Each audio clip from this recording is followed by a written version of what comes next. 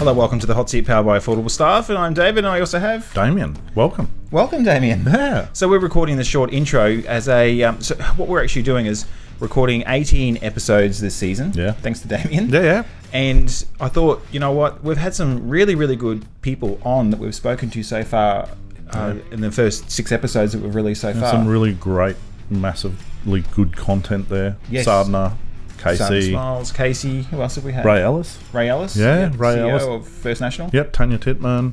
Yep. Brendan Halley last week. So, Yes, from Ray yeah. White. And they have a couple of offices Yeah. as well. So this is a nice little short intro for you, just to let you know that we're going to be back releasing the next episode on the 14th of May. And this one that you're listening to right now is taking the highlights of the different interviews of the different people that we spoke to.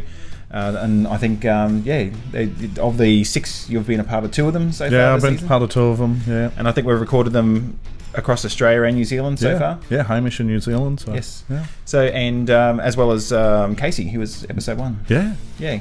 So, by all means, strap in, have a listen to the highlights of this episode, and we look forward to coming back to you on the 14th of May with episode number 7 of the Hot Seat. Fantastic. Sounds good. Yeah. Okay. Let's do it. Very good. And roll it. My mission in life right now is to move the paradigm around this, is to get people to understand that it is your most profitable part of the business, and it may not be profitable when you are running it on a day-to-day basis, but by God, when you come to sell it, that's what you've got. And I always say to people, if you buy an investment property, are you going to put the worst tenants in there, ignore it, not do any maintenance on that property, don't cut the lawns, don't do anything, don't even get it managed, and then expect to get the same return 10 years later that you would have done had you actually paid attention and looked after it, right? No difference. So if you want your property management business to grow, to make a difference, to pay you the dividends, whether you're a business owner or a franchise group, pay attention to it. You have to become the expert. You have to... I got asked this question at a training session the other day, nothing with real estate, it was about life coaching. Yes. And someone said, how do I improve myself? I said, improve your general knowledge.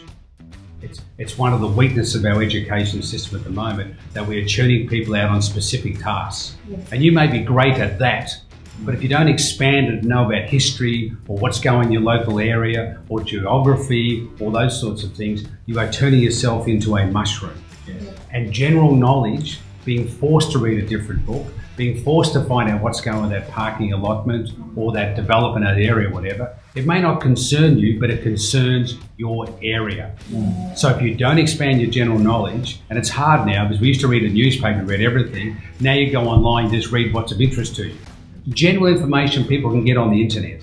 Specific information they want from a person. Yes. If you make yourself that person, you are the local expert, you will do a lot more business than your competitor. And you should also... simplicity is probably the word that I like to fall back on. I know when I set up and run my own businesses here in New Zealand, and also when I worked in Brisbane for ProRental, simplicity in terms of fee structures, in terms of communication, in terms of culture, it's hard enough without overcomplicating things. So where you can simplify conversions of management authorities, for example, with new clients. I know when I ran my own portfolio and businesses, I looked at that as an area that I could improve. This is just purely as an example, and minimise my agreement from a 6-pager down to a 2-pager to make life easier on transition, or for a client to sign and to get through. Transitioning over from one agency to another if the client was unhappy, and having a form that was filled in and taking it over the hands of the owner, and again making things simple. I always like, because I was so passionate about property management. I had a sales division as well, but property management certainly is more my passion. But I was able to then teach her what I felt, of course, was the right way, because my way is always right. Yes, that's right. Right. It's all right, I feel the same way. And I think that that allowed her to have a different skill set, and because property management is majority of repetitive tasks. You are doing the same things day in and day out, but it's how in which you actually do that task and what service you provide in the background. So, Yes. yeah, I just found that that's she delivered that in my business, and she was open to learning because it was something new. You know, it wasn't like, oh no, I don't want to do that like that because that's how I did it in my I didn't do it like that in my last office. Yes. There was none of those conversations. So, I mean, if that's feedback for anyone, consider recruiting outside of the industry, absolutely. I think it's primarily, I don't want to come across as though I don't know what I'm doing here. I'm really comfortable doing what I do well, and I'm just going to keep doing that, and someone else can look after this other piece. Exactly. You know, but as a business owner, you have to take responsibility for that. They have a higher risk element when it comes to financial information. So, you know, everything that we're talking about very much applies to that real estate, industry, because their risk profile is so much higher. That's right. If things go wrong, if they get it wrong, you know, they have a lot more at legal risk. obligation, That's right. So, you know, it is, and I see it so much in that industry that they do just delegate to someone else. And from my perspective, you know, I see a high degree of people in this industry that are not really in control of that.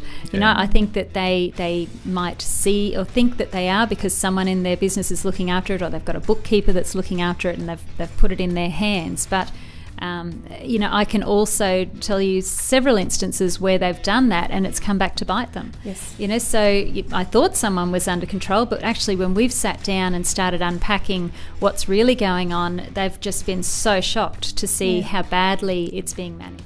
Essentially, it should be straight away. You should be available straight away when they need you to be able to provide them the answers they require. So, you know, when we look at the future and we look at what people are expecting, their expectations are getting more and more and more. So it should be really instantaneous responses that we should be providing, and that's the model that we're working towards. Yeah, and we're looking to other industries now. We're just playing with some technology at the moment that allows for chatbots, that allows for instant communication, mobile options. What can we do to be able to give the people the information they need instantly 24 hours a day? Self-service is a massive tool that industries right around the world are using, and we're literally this morning before you came, I started playing with some new tech at the moment, looking at, can we actually do this? Can we actually provide an instantaneous response 24 hours a day, whether it's self-service, whether it's a human interaction,